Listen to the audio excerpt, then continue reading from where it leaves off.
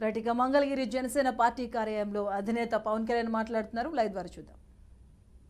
ప్రతి ఒక్కరికి వచ్చిన మీ అందరికీ ప్రతి ఒక్కరికి ధన్యవాదాలు తెలుపుకుంటూ, ప్రత్యేకించి భవిష్యత్తులో వచ్చే సభల్లో చెప్తాను దివ్యాంగులకు సంబంధించి ఎలాంటి ఆలోచనలు ఉన్నాయి,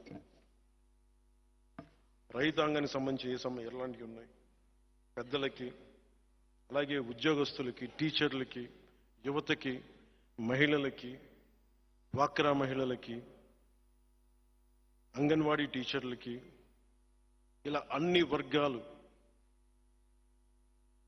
అలాగే మీరు మైనారిటీలు కాదు మీరు మెజారిటీలు అని చెప్పి నేను అనుకుంటాను ముస్లింల గురించి. మైనారిటీ అనే పదం ఒకసారి మనల్ని ఇబ్బంది పెడతా ఉంటుంది. నాకు ఎప్పుడు మీరు నా గుండెల్లో మెజారిటీ మీరు. అలాగే క్రిస్టియానిటీ తీసుకున్న పాస్టర్ సోదరులందరికీ, ఇదే సభలో చాలా చేసిన అమలాపురం నుంచి వచ్చిన పాస్టర్ సోదరులకి అందరికీ కూడా నేను ఓట్ల కోసం ఎప్పుడు మిమ్మల్ని అడగను. మనస్ఫూర్తిగా నేను గౌరవించేవాడిని. నా భార్య కూడా క్రిస్టియన్, కానీ నేను దాన్ని దృష్టిలో పెట్టుకొని చెప్పట్లేదు, ఎందుకంటే నా అన్ని మతాల మీద గౌరవం ఉందని చెప్పడానికి చెప్తున్నాను. కానీ మనస్ఫూర్తిగా అందరూ బాగుండాలని కాంక్షించేవాడిని, కోరుకునేవాడిని. మీరు అండగా నిలబడతారని ఆకాంక్షిస్తూ, ఇదివరకు గెలిచినా ఓడినా మీ వెంటే ఉంటాను అని చెప్పేవాడిని. ఇప్పుడు గెలుస్తున్నాం, గెలిచే తీరుతున్నాం, మీ వెన్నంటే ఉంటాం. కష్టాలు అయిపోయినాయి, ఇప్పుడు ఛాలెంజ్లే ఉన్నాయి. ఛాలెంజెస్ ఏంటంటే భవిష్యత్తు నిర్మాణం ఎలా చేయాలి, దాని మీదే ఛాలెంజ్. జగన్ పోతున్నాడు, వైసీపీ పోతుంది, పొత్తు గెలుస్తుంది. ఏ రౌడీ మూకలైతే అరాచకం చేసినాయో ఆ రౌడీ మూకలకి జనసేన అనే శక్తి చూపిస్తాం. ఇది మనస్ఫూర్తిగా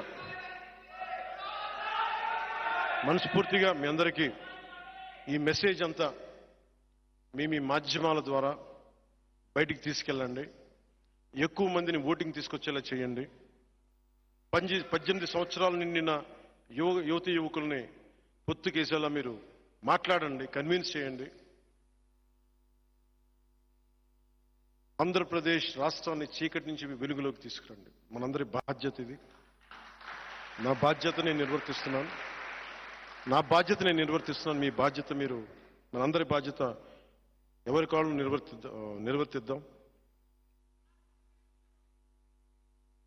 సోషల్ మీడియా గురించి, సోషల్ మీడియా ఒక గ్రేట్ టూల్. అది కత్తిని తీసుకెళ్లి జగన్ చేతిలో పెడితే బాబాయ్ని చంపేస్తాడు. సజ్జల్ గారా, నాకు తెలీదు. నాకు చాలా కాంప్లెక్స్ తీరుస్తున్నాయి, నాకు తెలీదు. అది బాబాయ్ గారు చనిపోయారు. అంటే సోషల్ మీడియా టూల్ అంటే కత్తి లాంటిది.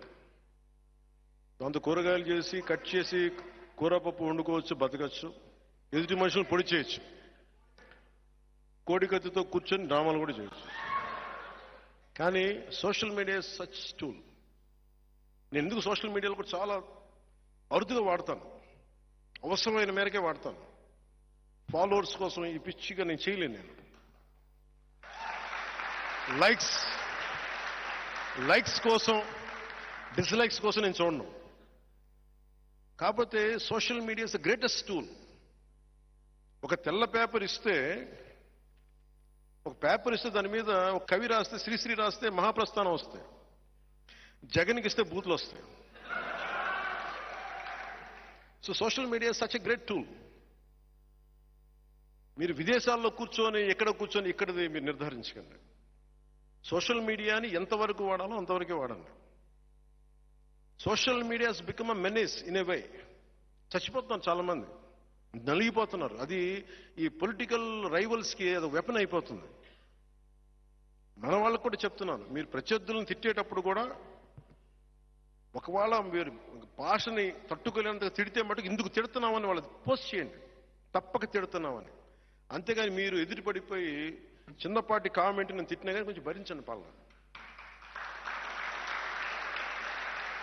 మహా అయితే ఏం జరుగుద్ది, మీరు ఒకటే ఆలోచించండి, ఆకాశం మీద ఉమ్మేస్తే ఎక్కడికి వెళ్తుంది? మహా అయితే కుడి కన్ను మీద కానీ ముక్కు మీద కానీ పడతాయి. అంటే వాళ్ళు అవి చేసిన దాన్ని బట్టి జనసేన ఏదైనా కాదు, మనం సోషల్ మీడియాని బీ రెస్పాన్సిబుల్. ఎందుకంటే సోషల్ మీడియాలో భవిష్యత్తులో ఒక డేటా ప్రొటెక్షన్ బిల్ వస్తుంది, డేటా సెక్యూరిటీ బిల్, ఇవన్నీ వస్తున్నాయి. అందువల్ల ఇప్పటి నుంచే దీన్ని మనం క్రమబద్ధీకరణ చేసుకుంటే it would be great tool. అలాగే ఆర్టిఫిషియల్ ఇంటెలిజెన్స్ ఏఐలో పాపం ఎవరు ప్రధానమంత్రి గారు కూడా చెప్తున్నారు, ఆయన కూడా కూర్చోబెట్టి చేసే ఆ స్థాయిలో ఉన్నాయి. ఎవరో ముఖానికి తగిలించేసి ఇవి కూడా జరుగుతాయి. Artificial intelligence has become such a menace. ఇవన్నీ దృష్టిలో పెట్టుకొని, ఇవన్నీ ఎందుకంటే అంటే ఫాల్స్ ఇన్ఫర్మేషన్, డిస్ఇన్ఫర్మేషన్ చాలా ఎక్కువ ఉంటుంది, మిస్ఇన్ఫర్మేషన్, డిస్ఇన్ఫర్మేషన్. దాంట్లో భాగంగా మీరు ఎవరన్నా సరే నన్ను తిట్టగానే వెంటనే మావాడు చేసినట్టు, మావాడి మనమే పబ్లిసిటీ చేస్తున్నాం. మీరు చేయకండి, నిర్ధారించుకోండి. అలాగే మన మీదే కాదు, ఈవెన్ వైసీపీ మీద వచ్చినా కానీ ఇది వాస్తవం అవాస్తవమా కాదా నిర్ధారించుకోండి. ఎందుకంటే మనం దాన్ని భరించదు. దాన్ని తప్పైనప్పుడు మటుకు మొత్తం మీద పడిపోండి, అది తప్పులేదు. కానీ అనవసరంగా మనం కూడా దాన్ని పెంచి పెద్ద చేయకండి. చాలాసార్లు నా దృష్టికి వైసీపీ నాయకులు జగన్ గారి ఇంట్లో విషయాలనే చెప్తా ఉంటారు. వచ్చి ఇంట్లో విషయాలు చెప్తాను. నేను అడుగుతాను, ఫస్ట్ మీరు వాళ్ళ దగ్గర పనిచేస్తున్నారు, తప్పు అనిపిస్తుంది. నేను అలాంటి వాళ్ళు కలవనని చెప్తాను. ఇప్పటి నుంచి కదా, 2009 నుంచి నాకు తెలుసు. రాజశేఖర రెడ్డి గారికి సంబంధించి పనిచేసే వాళ్ళు నా దగ్గరికి వచ్చి ఆయన గురించి ఇలా చెప్తామంటే, ఫస్ట్ ఆయన మీకు జీవితం ఇచ్చాడు, జీతం ఇచ్చాడు. ఆయనకి ద్రోహం చేసినవాడు మళ్ళీ నాకు ద్రోహం చేయని గ్యారంటీ అని అవసరం వెళ్ళిపోయాను. అందుకని అంటే ఇలాంటివి ఉంటాయి. అందుకని మీరు ఇవన్నీ కూడా సోషల్ మీడియాలో let us be very very responsible. ఆ మోడస్ ఆపరేండియా లేదంటే కోడ్ ఆఫ్ కాండక్ట్ ప్రోగ్రామ్ ఏదో మీరు, నేను ఎన్ని రూల్స్ చెప్పినా కానీ పాటించేది మీరే. నేనైతే నేను నా రూల్ పాటిస్తాను. నేను ఫాల్స్ ఇన్ఫర్మేషన్, డిస్ఇన్ఫర్మేషన్, మిస్ఇన్ఫర్మేషన్ నేను పోస్ట్ చేయను. ఏదైతే చెప్పదలుచుకున్నానో, ఎంతమంది అటాక్ చేసినా బలంగా ధైర్యంగా చెప్తాను. సో దీన్ని దృష్టిలో పెట్టుకొని use it is a great tool.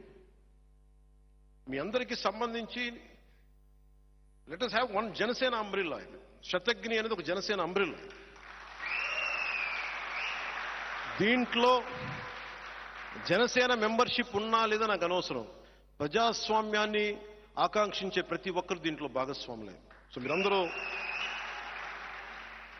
శతగ్ని కింద వస్తాను మనస్ఫూర్తిగా తెలియజేసుకుని, నాకు ఈ ఆపర్చునిటీ ఇచ్చిన మీ అందరికీ కూడా ధన్యవాదాలు తెలుపుకుంటూ, ఏ దేశమేగిన ఎందుకు కాలిన పొగడరాని తల్లి భూమి భారతిని అంటాం. అలాంటి భూమాతకి, అలాంటి భరతమాతకి ధన్యవాదాలు తెలుపుకుంటూ, నేషనల్ యాంథమ్ని ఒకసారి పెడతాం. దయచేసి నుంచో.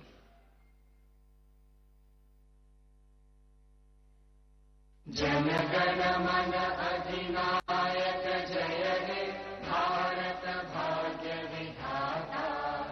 పంజాబ్ సింధ్ గుజరాత్ మరాఠా ద్రావిడ ఉత్కళ వంగా.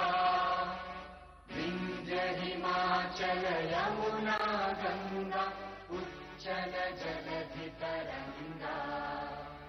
तव शुभ नामे जागे, तव शुभ आशीष मागे. गाहे तव जय